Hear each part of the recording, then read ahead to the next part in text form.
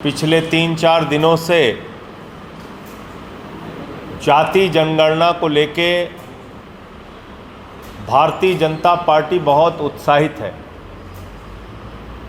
और विपक्ष के भी दल उनके इस फैसले का स्वागत कर रहे हैं। निश्चित रूप से जाति जनगणना होनी चाहिए, इसमें कोई दो मत नहीं। जाति जनगणना की पैरोकारी हम सब लोग करते हैं, इसमें कहीं दो मत नहीं। लेकिन भारतीय जनता पार्टी की जो मानसिकता है और जो उनका ये अचानक यू टर्न हुआ है, इसके पीछे का कारण क्या है? जाति जनगणना के खिलाफ भारत के प्रधानमंत्री ने कहा कि जो लोग जाति जनगणना की बात कर रहे हैं वो पाप कर रहे हैं।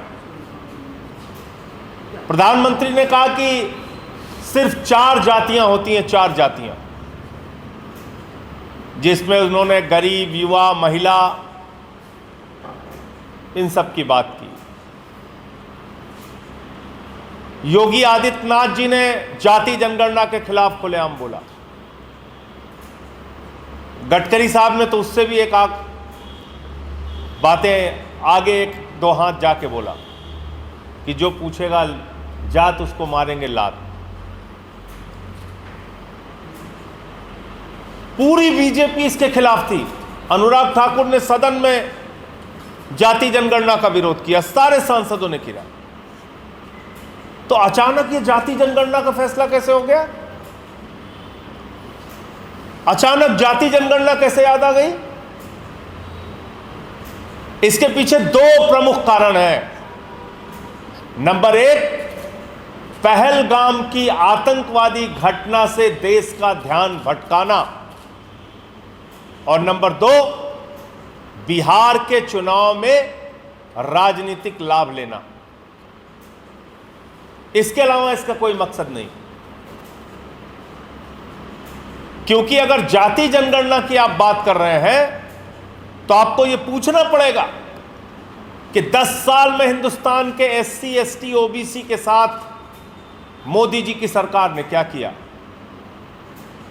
यह आपको पूछना पड़ेगा कि बड़े बड़े पदों पर SC, ST, OBC के साथ किस प्रकार का भेदभाव किया गया।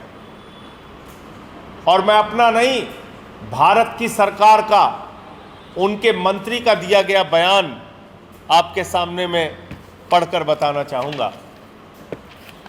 भारत सरकार के केंद्रीय मंत्री जितेंद्र सिंह जी ने कहा कि वर्तमान में केंद्र सरकार में संयुक्त सचिव और सचिव के पद पे,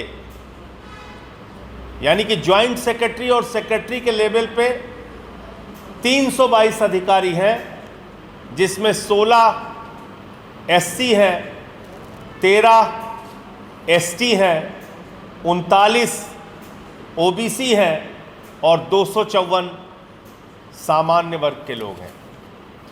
यह है SC, ST, OBC के साथ मोदी जी की सरकार का न्याय।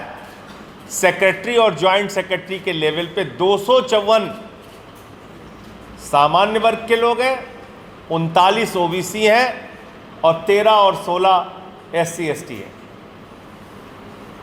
इसके अलावा केंद्रीय विश्वविद्यालयों की अगर आप बात करें तो केंद्रीय विश्वविद्यालयों में 82% पद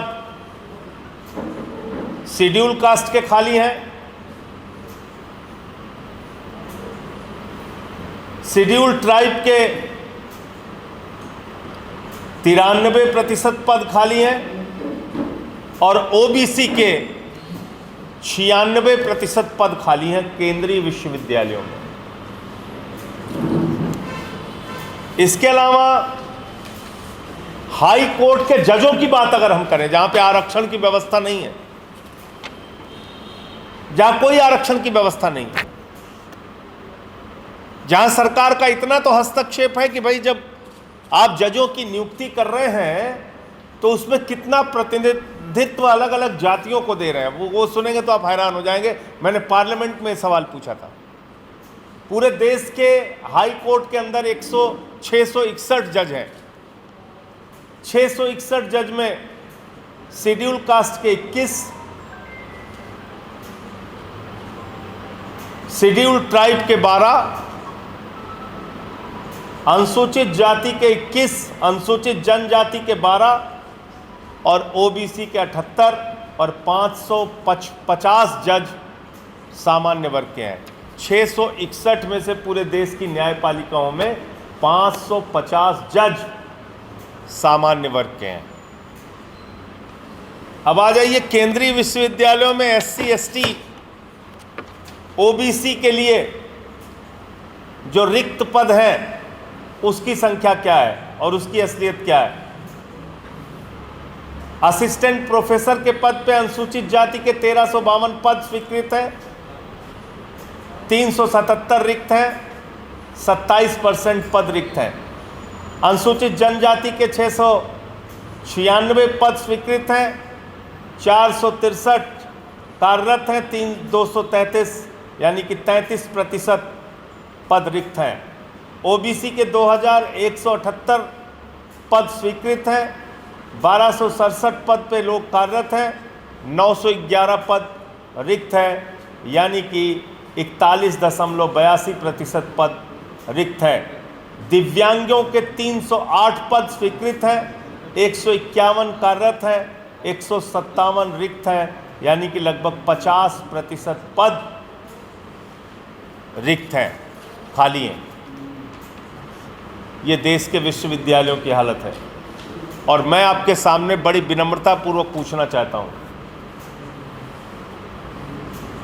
जब आपने एक एक करके सरकारी कंपनियों को बेच दिया तो सिर्फ आप कंपनियों को नहीं बेच रहे हैं बल्कि इस देश के एससी, एसटी, ओबीसी के भविष्य को भी बेच रहे हैं, क्योंकि प्राइवेट कंपनियों में आरक्षण की व्यवस्था नहीं है। सरकारी कंपनियों में, सरकारी संस्थाओं में आरक्षण की व्यवस्था है। जब आपने सरकारी कंपनी को बेच दिया तो लाखों की संख्या में हिंदुस्तान के अंदर एससी, एसटी, ओबीसी का हक आपने मार लिया। उस पर आपका क्या जवाब है, आप बताइए। ये जो मैंने आंकड़े आपके सामने रखे, इस पे क्या जवाब है, आप बताइए।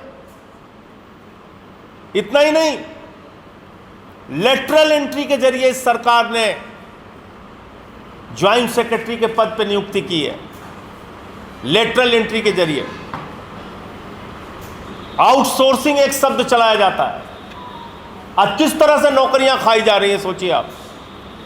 पिछले 10 साल के अंदर सफाई कर्मी की नौकरी आउटसोर्सिंग के जरिए, ड्राइवर की नियुक्ति आउटसोर्सिंग के जरिए, क्लर्क की नियुक्ति आउटसोर्सिंग के जरिए, सिक्योरिटी गार्ड की नियुक्ति आउटसोर्सिंग के जरिए, लिफ्टमैन की नियुक्ति आउटसोर्सिंग के जरिए, इंजीनियर की नियुक्ति आउटसोर्सिंग के जरिए। ये आउटसोर्सिंग एक शब्द ऐसा आप लेके आए, हर काम में जहां पे एससी, एसटी, ओबीसी को नौकरियां मिल सकती थी, आपने पिछले 10 साल के अंदर उनका हक मारने का काम किया। अब ये जाति जनगणना पे मेरे 3 सवाल हैं और मैं चाहता हूं भारतीय जनता पार्टी इसका जवाब दे। नंबर 1, इस जाति जनगणना के लिए आपने कोई टाइमलाइन फिक्स नहीं किया, क्यों? क्या आप इसका वही हाल करना चाहते हैं जो महिला आरक्षण का हुआ? महिला आरक्षण में आप 1 इंच आज तक आगे नहीं बढ़े। यही नौटंकी और यही जुमला आप जाति जनगणना के साथ करना चाहते हैं। नंबर 2, आपने इस पे कोई बजट का अलॉटमेंट नहीं किया। कितने दिनों में, कितने खर्च में, कितना अनुमानित राशि में आप ये जाति जनगणना पूरी कर पाएंगे? नंबर 3, जाति जनगणना के नतीजे आपके पास आ गए, पता चल गया इतने ओबीसी हैं, इतने एससी हैं, इतने एसटी हैं। उसके बाद आप क्या करेंगे? क्या सरकारी योजनाओं में मिल रहे लाभ की संख्या आप बढ़ाएंगे? क्या देश भर में जो आरक्षण की व्यवस्था है, जिस पर इंदिरा साहनी के जजमेंट ने, सुप्रीम कोर्ट ने रोक लगा रखी है कि 50% से ऊपर आप आरक्षण कर ही नहीं सकते, क्या उसको लेकर आप कोई कानून लाएंगे? क्या आरक्षण बढ़ाएंगे आप? आपका आगे का रोड मैप क्या है? सिर्फ आपने जाति जनगणना करेंगे घोषणा कर दी, काम खत्म। क्योंकि इस देश में जिस राज्य सरकार ने भी 50% से अधिक, तमिलनाडु को छोड़ दीजिए, तमिलनाडु एक अलग तरीके का राज्य है जहां पे आरक्षण की व्यवस्था पहले से लागू थी। तमिलनाडु के अतिरिक्त जितने भी राज्यों ने 50% से अधिक आरक्षण देने का प्रयास किया, सुप्रीम कोर्ट ने उस पर रोक लगा दी। तो डॉक्टर लोहिया का नारा था, सोशलिस्टों ने बांधी गांठ, पिछड़े पांवे 100 में 60। तो इसका मतलब वो 60% आरक्षण की वकालत उस समय करते थे, 50 और 60 के दशक में। आज तो पिछड़ों की संख्या उससे बहुत ज़्यादा हो गई। तो उस आरक्षण की लिमिट को बढ़ाने के लिए आप क्या करेंगे? नंबर 1, काशीराम जी ने कहा, जिसकी जितनी संख्या बाहरी उसकी उतनी हिस्सेदारी। उस हिस्सेदारी को बढ़ाने के लिए आप क्या करेंगे? क्या रोड मैप है आपके पास? ये इस बात को देश जानना चाहता है। बिहार के चुनाव में जुमलेबाजी तो आप कर सकते हो, लेकिन विपक्षी दलों की यह जिम्मेदारी है कि जाति जनगणना का विरोध किस तरीके से भारतीय जनता पार्टी ने किया था और सिर्फ चुनावी फायदे के लिए ये इस बात की घोषणा कर रहे हैं, पहलगाम से ध्यान भटकाने के लिए घोषणा कर रहे हैं, इस बात को भी बताने की जिम्मेदारी आप सबकी है। और मैं उम्मीद करता हूं कि आप लोग ये बात जनता के बीच में जरूर पहुंचाएंगे, क्योंकि मैं देख रहा हूं एक तरफा गुणगान भाजपाइयों का हो रहा है। जो लोग कल तक विरोध कर रहे थे उनका गुणगान हो रहा है सारे टीवी चैनल पे। जो बेचारे टीवी चैनल के एंकर जाति जनगणना पे उल्टा सीधा बोल रहे थे, अब उनको तारीफें करनी पड़ रही। तो ये भी एक बात है।